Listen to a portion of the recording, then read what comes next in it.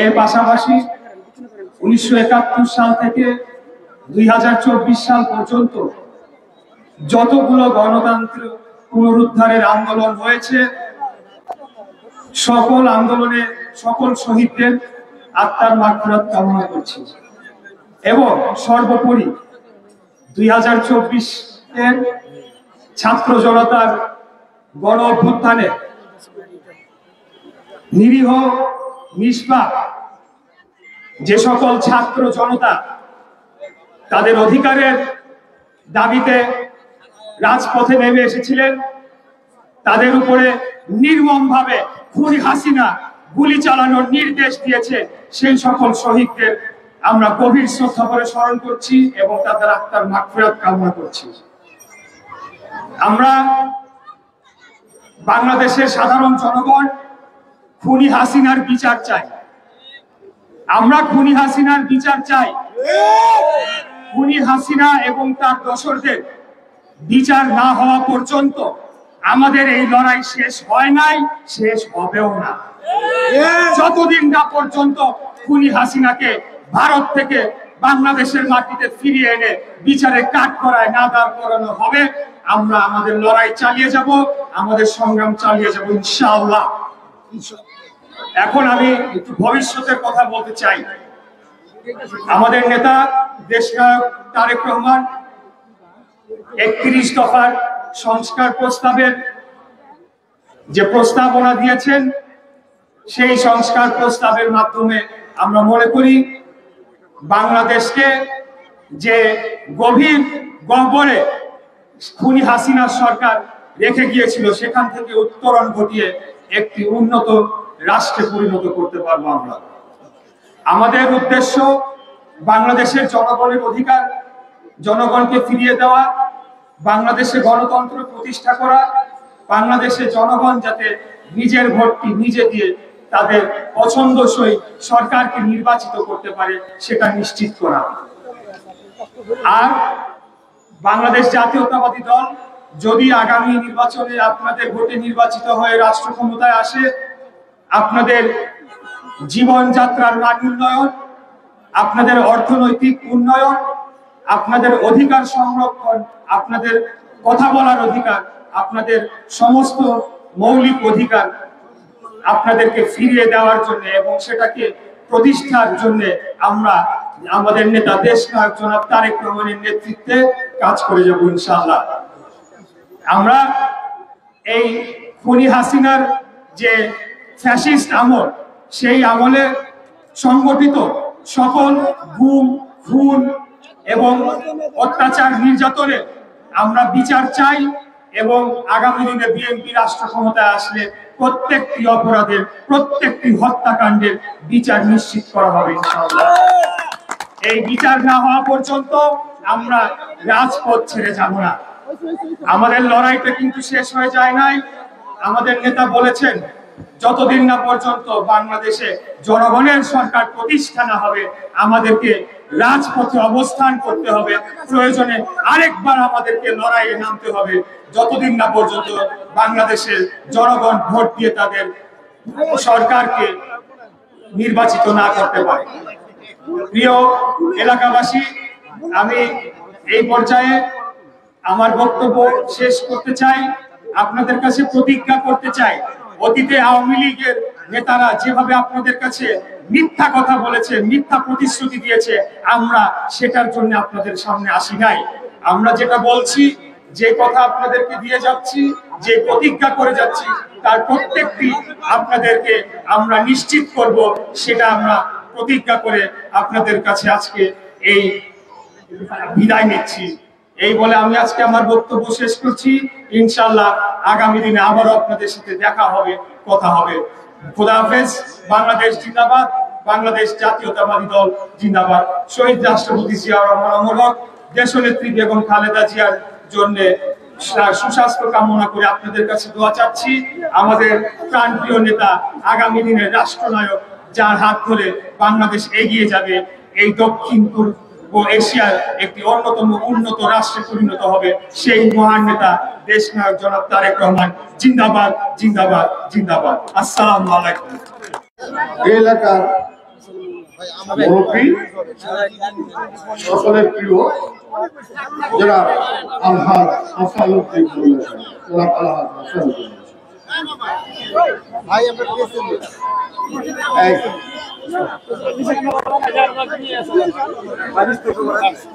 সংগ্রামী সাথী বন্ধুগণ, বাংলাদেশ জাতীয়তাবাদী দলকে ভোটের রাজনীতি করতে হবে না যদি আমরা আমাদের দেশ নায়ক তারেক রহমানের দুটি কথাকে আমরা মেনে চলি। আমরা যদি আমাদের নেতার দুটি কথাকে আমরা মেনে চলি তাহলে আমাদেরকে ভোটের রাজনীতি করতে হবে। একটি হলো স্বৈরাচারের দোসরদের আমাদের সাথে চলতে। আমি আরো শ্রদ্ধাকে স্মরণ করি মহান স্বাধীনতা যুদ্ধে আমাদের প্রথম নারী মুক্তিযোদ্ধা বিএনপি চেয়ারপারসন দেশনেত্রী বেগম খালেদা জিয়া সহ সকল শহীদদের প্রতি শ্রদ্ধা জ্ঞাপন করছি। প্রিয় নেতৃবৃন্দ, প্রিয় এলাকাবাসী, বাংলাদেশ জাতীয়তাবাদী দলকে প্রতিষ্ঠা করা হয়েছিল বাংলাদেশের মানুষের কল্যাণে, বাংলাদেশের মানুষের জীবন উন্নতিকরণে ভূমিকা রাখার জন্য। শহীদ রাষ্ট্রপতি জিয়াউর রহমান বাংলাদেশের 1975 পরবর্তী সময়ে একদলীয় শাসন থেকে বহুদলীয় গণতন্ত্রের প্রবর্তন করেছিলেন, যেখানে শেখ মুজিবুর রহমান স্বাধীনতা পরবর্তী সময়ে বাংলাদেশের যে গণতন্ত্রের জন্য যুদ্ধ করেছিল সেই গণতন্ত্রকে হত্যা করেছিল এবং শহীদ রাষ্ট্রপতি জিয়াউর রহমান বাংলাদেশে আবার সেই গণতন্ত্রকে পুনরুজ্জীবিত করেছিল। পরবর্তী সময় থেকে দেশনেত্রী বেগম খালেদা জিয়া বিভিন্ন সময়ে স্বৈরশাসকের হাত থেকে বাংলাদেশকে রক্ষা করে আবারও বাংলাদেশে গণতন্ত্র পুনঃপ্রতিষ্ঠা করেছিল। আপনারা দেখেছেন গত 18 বছর যাবৎ বাংলাদেশের মানুষের ঘাড়ে চেপে বসা এক ভয়ঙ্কর স্বৈরশাসক খুনি হাসিনার শাসন। আমাদের বিএনপির ভারপ্রাপ্ত চেয়ারম্যান জনাব তারেক রহমান গত 18 বছর যাবৎ নিরলস পরিশ্রম করে যিনি আমাদেরকে নেতৃত্ব দিয়েছেন, এই বাংলাদেশকে আবারও সেই স্বৈরশাসক শেখ হাসিনার হাত থেকে বাংলাদেশকে রক্ষা করেছে। প্রিয় এলাকাবাসী, বাংলাদেশের মানুষ 18 বছর যাবৎ কোনো ভোট প্রদান করতে পারেনি। বাংলাদেশের মানুষের ভোটাধিকার আদায়ের জন্য এই 18 বছর যাবৎ বাংলাদেশ জাতীয়তাবাদী দলের প্রত্যেকটি নেতা, প্রত্যেকটি কর্মী লড়াই সংগ্রাম করে আসছে এবং এই লড়াই সংগ্রামে বাংলাদেশ জাতীয়তাবাদী দলের অগণিত আমাদের নেতা কর্মী খুন হয়েছে, গুম হয়েছে, হত্যার শিকার হয়েছে। তার পাশাপাশি বাংলাদেশের আপামর সাধারণ জনগণ আত্মহতি দিয়েছে। আমি এই গত 18 বছর যাবৎ বাংলাদেশ জাতীয়তাবাদী দলের প্রত্যেকটি নেতা কর্মী যারা শহীদ হয়েছেন, যারা এই জুলাই আগস্টের ছাত্র জনতার আন্দোলনে শহীদ হচ্ছেন, তাদের আত্মার মাগফিরাত কামনা করি, তাদেরকে স্মরণ করি। আজকে জাতি একটি সুষ্ঠু, অবাধ, নিরপেক্ষ নির্বাচনের অপেক্ষায়। সেই নির্বাচনের জন্য আমাদেরকে প্রস্তুত থাকতে হবে। প্রিয় নেতৃবৃন্দ, আজকে এই জুলাই আগস্টের আন্দোলনের পরপর থেকেই দেশে ষড়যন্ত্র করার জন্য সেই ফ্যাসিস্ট, সে পতিত শেখ হাসিনার যে গোষ্ঠী বাংলাদেশে রয়ে গেছে, তারা বিভিন্নভাবে ষড়যন্ত্র করে যাচ্ছে। বিভিন্ন সময় আমরা দেখেছি বাংলাদেশে এক অরাজকতা সৃষ্টি করে আবার তারা মনে করছে শেখ হাসিনা সে চট করে বাংলাদেশে ঢুকে আবার সে ক্ষমতার মসনদে বসাকে সুযোগ খুঁজছে। এই একটি গোষ্ঠী তাকে সুযোগ দেওয়ার জন্য কাজ করে যাচ্ছে। আমাদের নেতা জনাব তারেক রহমানের নেতৃত্বে বাংলাদেশে যে গণতন্ত্র পুনঃপ্রতিষ্ঠা করতে হবে, সেই জায়গায় আমাদের বাংলাদেশ জাতীয়তাবাদী দলের প্রত্যেকটি নেতাকর্মীকে সেখানে কাজ করতে হবে। জনাব তারেক রহমান বলেছেন বাংলাদেশের মানুষের কল্যাণে কাজ করতে হবে, বাংলাদেশের মানুষের অধিকার আদায়ে কাজ করতে হবে, সমাজে ন্যায় প্রতিষ্ঠার কাজ করতে হবে। প্রিয় এলাকাবাসী, প্রিয় নেতৃবৃন্দ, জনাব তারেক রহমানের প্রত্যেকটি কথা আমাদেরকে মানতে হবে, আমাদেরকে বুঝতে হবে। আগামী নির্বাচন কঠিন থেকে কঠিন হবে, যেখানে আমরা মনে করি যে বাংলাদেশের মানুষ সবাই যাকে খুশি তাকে ভোট দিয়ে সংসদে পাঠাবে এবং তাদের অধিকার আদায়ের কথার জন্য তারা সংসদ সদস্য নির্বাচিত করবে। প্রিয় নেতৃবৃন্দ, বাংলাদেশ জাতীয়তাবাদী দল গণমানুষের দল, গণমানুষের অধিকার আদায়ে কাজ করে আসছে। আজকে আমাদেরকে সেই অধিকার আদায়ের জন্য যেটি মানুষ পছন্দ করবে সেই কাজটি করতে হবে। বাংলাদেশের মানুষের মন জয় করার জন্য কাজ করতে হবে। বাংলাদেশে আগামী দিনে গণতন্ত্র পুনঃপ্রতিষ্ঠা হওয়ার একমাত্র পথ আগামী নির্বাচন। একটি অবাধ, সুষ্ঠু, নিরপেক্ষ নির্বাচনের মাধ্যমে বাংলাদেশ আবার সেই স্বৈরশাসন থেকে গণতন্ত্র প্রবেশ করবে। তাই আগামী নির্বাচনকে গুরুত্ব দিয়ে আমাদেরকে বাংলাদেশ জাতীয়তাবাদী দল যেই 2023 সনে যে 27 দফা ঘোষণা করেছিল, পরবর্তীতে বিএনপির ভারপ্রাপ্ত চেয়ারম্যান জনাব তারেক রহমান রাষ্ট্র মেরামতের যে 31 দফা ঘোষণা করেছেন, সেটি আমাদেরকে আজকে ধারণ করতে হবে। আমাদেরকে প্রত্যেকটি 31 দফার মধ্যে প্রত্যেকটি দফা আমাদেরকে বুঝতে হবে, আমাদেরকে শিখতে হবে এবং সেই 31 দফা আমাদের এলাকার মানুষের মাঝে পৌঁছে দিতে হবে। যদি আমরা সেই 31 দফা বাস্তবায়ন করতে চাই, যদি আমরা এই 31 দফা বাস্তবায়ন করতে পারি, তাহলে জনগণ আপনাদের পক্ষে থাকবে এবং জনগণ আপনাদেরকে ভোট দিয়ে সংসদে পাঠাবে। তবে একটি কথা বলতে চাই, খনি হাসিনার বিচার অবশ্যই প্রকাশ্যে হতে হবে। খনি হাসিনার গুন্ডা বাহিনীরা এখনো আমাদের এলাকায় ঘোরাফেরা করছে, প্রশাসন তাদেরকে এখনো পর্যন্ত ঠিকভাবে গ্রেফতার করছে না। তাদেরকে গ্রেফতার করতে হবে, তাদেরকে ধরে ধরে এনে প্রত্যেকটি খুনের বিচারের আওতায় আনতে হবে। প্রিয় এলাকাবাসী, সেখানে পুলিশকে আমাদেরকে সহযোগিতা করতে হবে। আমি এই সুন্দর একটি অনুষ্ঠান আয়োজন করার জন্য এই বিজয়ের মাসের শেষ দিনে যে আমাদের গণ্যমান্য ব্যক্তিবর্গরা এখানে উপস্থিত হয়েছেন, সমাজের বিশিষ্ট জনের উপস্থিত হয়েছেন, আমাদের মা বোনের উপস্থিত হয়েছেন, এই সুন্দর অনুষ্ঠান আয়োজনের জন্য আপনাদেরকে ধন্যবাদ জানিয়ে এই আয়োজন যাতে সফল হয় সেইটি ব্যক্ত করে আমার বক্তব্য আজকে এখানেই শেষ করছি। আল্লাহ হাফেজ। বাংলাদেশ জিন্দাবাদ, বাংলাদেশ জাতীয়তাবাদী দল জিন্দাবাদ, শহীদ রাষ্ট্রপতি জিয়াউর রহমান অমর হোক, দেশনেত্রী বেগম খালেদা জিয়া জিন্দাবাদ।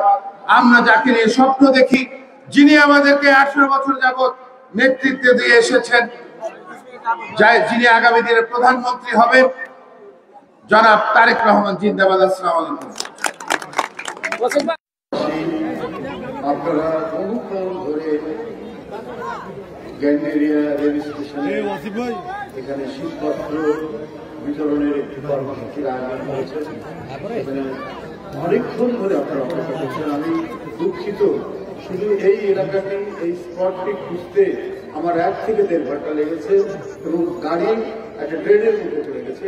এই গলিটার একদম সামনে, সেই গাড়ি কিনতে আরো 20-25 মিনিট লেগেছে এবং ড্রেনের পানি আমার শরীর একবার ভিজিয়ে দিয়েছে। এখনই গাড়িতে একটা পায়জামা ছিল, কোন রকমের প্যান্ট সেটা ইয়ে করে পায়জামাটা পরে আসলাম আপনাদের কাছে। মানে এত সময় লাগতো না, মানে এই সমস্ত খুচরা ঝামেলাগুলো না হয়। আপনাদেরকে এই কারণে আমি আন্তরিকভাবে দুঃখিত। অনেকক্ষণ আজকে তারপরে 31st নাইট এখানে বাসিক বিল্লা তারা শীতার্তদের মাঝে শীতবস্ত্র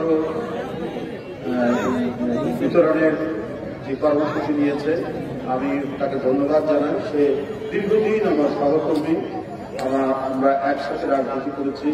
তার ভাই একজন বীর মুক্তিযোদ্ধা, যিনি মুক্তিযুদ্ধে শহীদ হয়েছেন। সেই যোদ্ধা পরিবারের সন্তান তারা, সেই এই আয়োজনটি করেছে। আমি আর এই রাত্রে এতক্ষণ অপেক্ষা করার পরে আর বক্তব্য আমি দীর্ঘায়িত করবো না। আমরা বলতে চাই একটি কথা, সেটি হল 16-17 বছর একটা দানবের বিরুদ্ধে লড়াই করে দানবকে পরাজিত করা সক্ষম হয়েছে, দানব পালিয়েছে। এবং এই লড়াই কিন্তু শুধুমাত্র নিছক মিছিল মিটিংয়ের লড়াই না। এই দানবকে তাড়াতে 15 বছর বিএনপি এবং অন্যান্য গণতান্ত্রিক রাজনৈতিক দলের অনেক নেতাকর্মী পৃথিবী থেকে চলে গেছে। অনেকে শেখ হাসিনার তৈরি করা এক ঘাতক পুলিশ বাহিনীর এবং র্যাবের গুলিতে কারো হাত নেই, কারো পা নেই, পঙ্গুত্ব বরণ করেছে চিরদিনের জন্য। অনেকে এখনো হাসপাতালে চিকিৎসাধীন রয়েছে। তাদের খোঁজখবর নিয়ে জেনেছি যে যতটুকু চিকিৎসা হয়েছে এরপরে আর তাদের চিকিৎসা দেওয়া সম্ভব নয়। অনেকে এক চোখ হারিয়েছেন, আবার 2 চোখ হারিয়েছেন।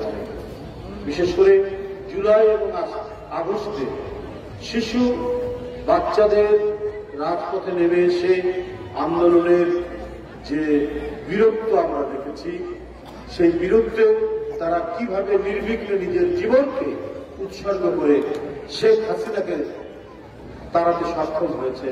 এই বীরত্ব বাংলাদেশের ইতিহাসে এক উজ্জ্বল অধ্যায়, এক আলোকিত অধ্যায়। তারা যে আত্মদানের যে প্রেরণার দৃষ্টান্ত স্থাপন করেছে, তা এই জাতিকে এমন একটি শক্তি এবং সাহস জুগিয়েছে। এই জাতিকে কেউ যদি কখনো প্রধানত করার চেষ্টা করে, এই জাতিকে যদি কেউ কৃতদাস বানানোর চেষ্টা করে সে ভুল করবে। সেটাই প্রমাণিত হয়েছে আজকে 31শে ডিসেম্বর এই বছরেরই জুলাই এবং আগস্টের সেই বিপ্লবে। এখন যারা ক্ষমতায় এসছেন তারা এই বিপ্লবের, এই আন্দোলনের তারা হলেন ফসল। তাদেরকে অনেক চিন্তা ভাবনা করে কাজ করতে হবে। আমি আগেও বলেছি, এখনো বলছি, তারা যদি কোনো পক্ষ হন তাহলে এই দেশে গণতন্ত্রের সুষ্ঠু চর্চা, অনুশীলন এবং বিকাশ সম্ভব। এখানে যদি কোনো ছল চাতুরির আশ্রয় নেওয়া হয়, এখানে যদি চক্রান্তমূলক কিছু আশ্রয় নেওয়া হয়, যে অমুককে বাদ দিয়ে অমুক রাজনৈতিক দলকে তাদেরকে সামনে আসতে দেওয়া হবে না, এই ধরনের ছক পরিকল্পনা এবং মাস্টার প্ল্যান যদি করা হয়, তাতে লাভ হবে না। এই সরকার জনগণের পক্ষে প্রতিনিধিত্বকারী যে শক্তিগুলো রয়েছে, সেই শক্তিগুলার রাজনীতি করার যে সামর্থ্য, তাদের যে অধিকার, সেই অধিকার যেন পূর্ণ কোনো ক্রমেই না। বর্তমান ডক্টর ইউনূস সাহেবের সরকারকে সমর্থন দিয়েছে অনেক রাজনৈতিক দল, দিয়েছে যারা আন্দোলনে ছিল, গণতন্ত্রের জন্য লড়াই করেছে, বিএনপিও দিয়েছে এবং একান্তভাবেই দিয়েছে। কিন্তু কোনোভাবেই এটিকে যদি মনে করা হয় যে এটা তাদের প্রাপ্য, এরা উপদেষ্টা হয়েছে, এটা তাদের প্রাপ্য, তারা যা করবেন, যা বলবেন, যেভাবে নিয়ে যাবেন সেভাবেই আমাদেরকে যেতে হবে, তো এটাও তো এক ধরনের কৃতদাস বাড়ানোর প্রচেষ্টা। আমরা আবার সুষ্ঠু নির্বাচনের কথা বলেছি। শেখ হাসিনার সময় শেখ হাসিনা শোনেনি, তিনি আজীবন ক্ষমতায় থাকতে চেয়েছেন। এই জন্য মেরে ধরে রাস্তায় শিশু বাচ্চাদের সহ রাজনৈতিক কর্মীদেরকে হত্যা করে তিনি যে রক্ত গঙ্গা বইয়ে দিয়েছেন, সেটা তো আমরা সকলেই দেখেছি, আপনারা সকলেই দেখেছেন। সেই হাসিনার আমলের পুনরাবৃত্তি যদি হয় যে আমি সবকিছু, আমি যা করব, আমি দেবতা, অতএব তোমরা আমার কথা শুনবে, সেটা কিন্তু হওয়া সম্ভব হবে না। এত আত্মদানের মধ্যে দিয়ে, এত রক্তপাতের মধ্যে দিয়ে আবার যদি কর্তৃত্ববাদী শাসনের কোন নমুনা ফুটে ওঠে, তাহলে এদেশে গণতন্ত্রকামী মানুষ যারা অধিকারের জন্য, যারা একটি সুষ্ঠু নির্বাচনের জন্য, যারা অবাধ পার্লামেন্টের জন্য যারা লড়াই করেছেন, যারা বিচার বিভাগের স্বাধীনতা, যারা আইনের শাসনের জন্য লড়াই করেছে, তাদের সেই সমস্ত নেতা কর্মীদেরকে অসম্মান করা হবে। এর জন্য যারা জীবন দিয়েছে তাদেরকে অসম্মান করা হবে, অশ্রদ্ধা করা হবে। যারা বন্ধুত্ব বরণ করেছে তাদেরকেও আপনি অসম্মান, অমর্যাদা করবেন। আমরা বলছি নির্দিষ্ট সময়ের মধ্যে নির্বাচন নেই, এর মধ্যে যে সংস্কার করা দরকার সেটা করবেন। আপনারা কি ধরনের সংস্কার করবেন? কি এর মধ্যে জাদু মন্ত্র আছে যে সেটা শেষ করেই নির্বাচন দেবেন? এই সংস্কার নিয়ে আলাপ আলোচনা চলতে আজকে 4 মাস হয়ে গেল।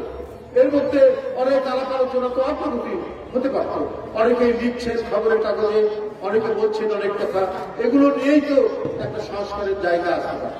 তো সেটা নিয়ে রাজনৈতিক দলগুলোর সাথে বসতে পারতেন, রাজনৈতিক দলগুলোর সাথে আলোচনা করতে কতদিন সময় লাগে। এদেশের পুলিশ বাহিনী কিভাবে সংস্কার করা হবে, এদেশের প্রশাসন কিভাবে সংস্কার করা হবে, এবার এখানে বিচার বিভাগ কি করে সংস্কার করা হবে, এখানে আপনার আইনের শাসন কিভাবে নিশ্চিত করা হবে, এগুলোই তো সংস্কার। এগুলো শেখ হাসিনা তার ব্যক্তিগত প্রতিষ্ঠানে পরিণত করেছিলেন। বিচার বিভাগ, প্রশাসন, পুলিশ, সবকিছু আওয়ামী লীগের কার্যালয় বানিয়েছিলেন শেখ হাসিনা। আমরা ওইটা চাই না, এদেশের মানুষ ওইটা চায় না। এই জন্য কি আন্দোলন, এর জন্য কি আবার নতুন করে কোন তথ্য, এর জন্য কি নতুন করে কোন তথ্য, এর জন্য নতুন করে আপনারা এমন বাণী শোনাবে যে বাণী আমরা শুনিনি, যে কথাগুলি এদেশের বুদ্ধিজীবী, এদেশের গণতন্ত্রকামী মানুষ, এদেশের ছাত্র জনতা, এদেশের গণতন্ত্রকামী রাজনৈতিক দলগুলো বলে এসেছে, সেগুলোই তো আলাপ আলোচনা করতে গিয়ে একটা নতুন সংস্কারের জায়গায় আমরা যেতে পারি। সেইটা না গিয়ে আপনারা কি বলবেন, কি করবেন, এই অপেক্ষা করতে করতে দীর্ঘ সময় যদি চলে যায়, তাহলে বুঝতে হবে যে এখানে অন্য কোনো উদ্দেশ্য আছে, এখানে অন্য কিছু কার সাথে আছে। জনগণ অবাধ সুষ্ঠু নির্বাচনে অংশগ্রহণ করবে, তারা নিজের ভোট দেবে, যাকে খুশি তাকে দেবে। এর জন্যই তো আমরা 15-16 বছর আমরা রিমান্ডে থেকেছি, বারবার কারাগারে গেছি। এখানে যারা আমরা বসে আছি, যে সমস্ত নেতৃবৃন্দ, সবাই আমার চাইবে। এই আমাদের বীর সর্বপল্লী শত্রু, বাসার ভাই, ডিপ্টি কমিশনার থেকে শুরু করে যারা আমরা এখানে বসে আছি, প্রত্যেকেই কখনো কখনো এই 15 বছর আমরা জেলখানায় আমাদের জীবন কাটাতে। তো আমরা কি ব্যক্তিগত কোন অপরাধের জন্য গেছি? আমরা ইউনিভার্সিটিতে লেখাপড়া করেছি, আমরা একটা ভালো চাকরি করতে পারতাম, অথবা আইন ব্যবসাও করতে পারতাম। কিন্তু শেখ হাসিনার এই ভয়ঙ্কর ফেরাউনি শাসক, এই ফেরাউনি শাসক থেকে দেশকে মুক্ত করার জন্য আমরা গণতন্ত্রের কথা বলেছি, আমরা সত্যের কথা বলেছি, আমরা ইনসাফের কথা বলেছি। এই বলতে গিয়েই আমাদেরকে বারবার কারাগারে নিয়ে যাওয়া হয়েছে, মিথ্যা মামলা দেওয়া হয়েছে। আমাদের এখানে যারা বসে আছি প্রত্যেকের নামে 200, 250, 300, 350 মামলা। এই ওয়াসিফুল্লাহর সাথেও আমি তাকে গুমও করেছে, তারপর আমি বহুবার যখনই কারাগারে গেছি তাকে আমি কারাগারের মধ্যে পেয়েছি। তো এই সমস্ত ঘটনাগুলো তো হয়েছে, এগুলো তো আমাদের ব্যক্তিগত কোনো অপরাধ করেছে সেই জন্য না, দেশের জন্য, গণতন্ত্রের জন্য, মানুষের অধিকার প্রতিষ্ঠার জন্য আমরা এই লড়াই করছি। দিন পর্যন্ত আমি সরকারে যারা অনেকে আছি তারা আমরা রিমান্ডে ছিলাম, আমাদেরকে রিমান্ডে নেওয়া হয়েছে। তাহলে এই যে আমাদের অনুভূতি, এই যে আমাদের আকাঙ্ক্ষা, এই যে গণতন্ত্রের প্রতি আমাদের অঙ্গীকার, এগুলো তত্ত্বাবধায়ক সরকার যদি মনে করেন এগুলো শুধু কথার কথা, আমরা হলাম এই সমাজের শ্রেষ্ঠ মানুষ, আমরা যা বুঝি তোমরা তা বুঝো না, এইরকম একটি ভাব কিন্তু এই সরকারের মধ্যে কারো কারো মধ্যে আছে। এই ভাব নিয়ে তারা করছে, এইটা করলে দেশের মানুষ ক্ষমা করবে না। শেখ হাসিনা রাজনীতি করেছেন রাজনৈতিক পরিবারের মেয়ে, কিন্তু তিনি যদি ক্রস ফায়ার না দিতেন, তিনি যদি গুম না করতেন, তিনি যদি রাজনৈতিক নেতৃবৃন্দকে আপনার গোপনে হয়রানি এবং হত্যা না করতেন, তিনি কারাগার এবং গোয়েন্দা সংস্থার মধ্যে অফিসগুলোতে তিনি যদি আয়না ঘর না বানাতেন, তাহলে তো এই পরিণতি তার হতো না, তাকে তো পালিয়ে যেতে হবে না। তিনি তো জনগণকেই শত্রুপক্ষ বানিয়েছেন, তিনি তো জনগণকেই বানিয়েছেন তার সবচাইতে বড় বাধা, কারণ তিনি বিনা ভোটে, বিনা ইলেকশনে ক্ষমতায় থাকতে চান। এবং জনগণের যে টাকা জনগণের নামে ঋণ নিয়ে এসছেন সেই টাকা পাচার করেছে। আপনার বড় বড় মেগা প্রজেক্টের জন্য কি ফ্লাইওভার মেট্রো রেলের জন্য ঋণ নিয়েছেন, সেই ঋণের বৃহৎ অংশ টাকা পাচার করেছে। মানুষকে একটু একটু দেখাচ্ছে, দেখেন আমি টাকা উন্নয়ন করছি। যদি উন্নয়নই করতে তাহলে 28 লক্ষ কোটি টাকা শেখ হাসিনার আমলে পাচার হয় কি করে? আজকে তার ভাগ্নি শেখ রেহানার মেয়ে, উনি ইংল্যান্ডে এমপি, ভালো কথা। কিন্তু এই সরকারের, সেই সরকার শেখ হাসিনার সরকারের তার যে খালা প্রধানমন্ত্রী মা শেখ রেহানা, এদের 4 বিলিয়ন পাউন্ড পাচারের অভিযোগ এসেছে এবং আমেরিকার FBI সেটা তদন্ত করছে।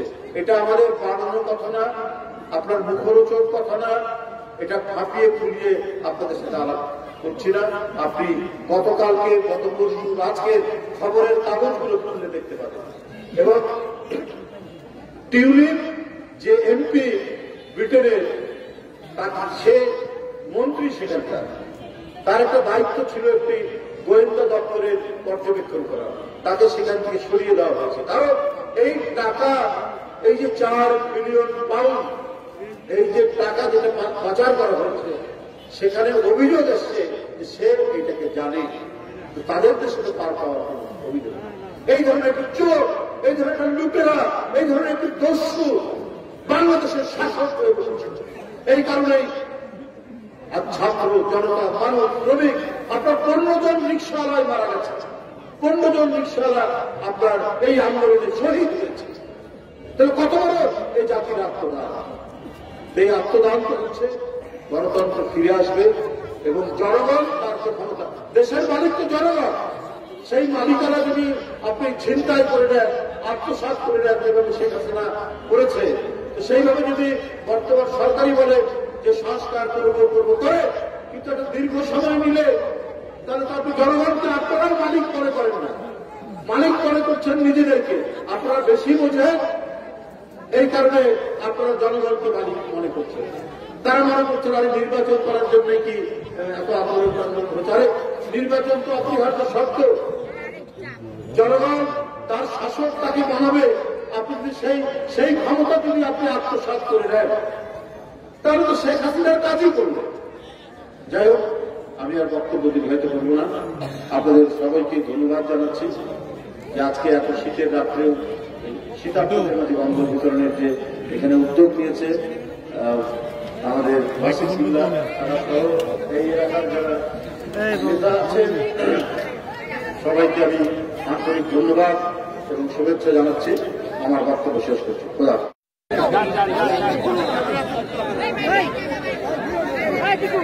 মাহুল ভাই,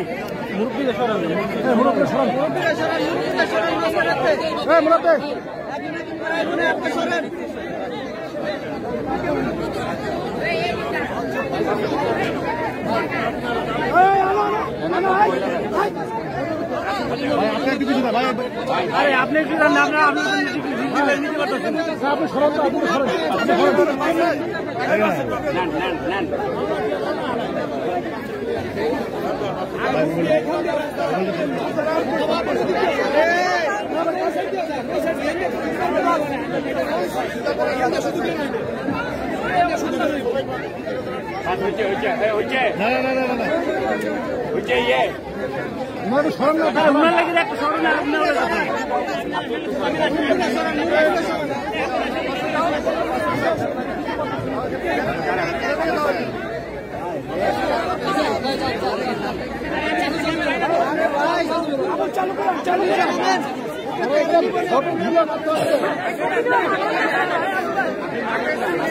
আপনি দ্বিতীয় যান প্রধানমন্ত্রী,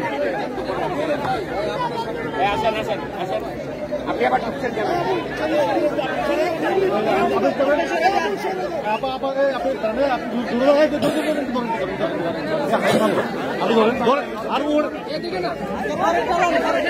আপনি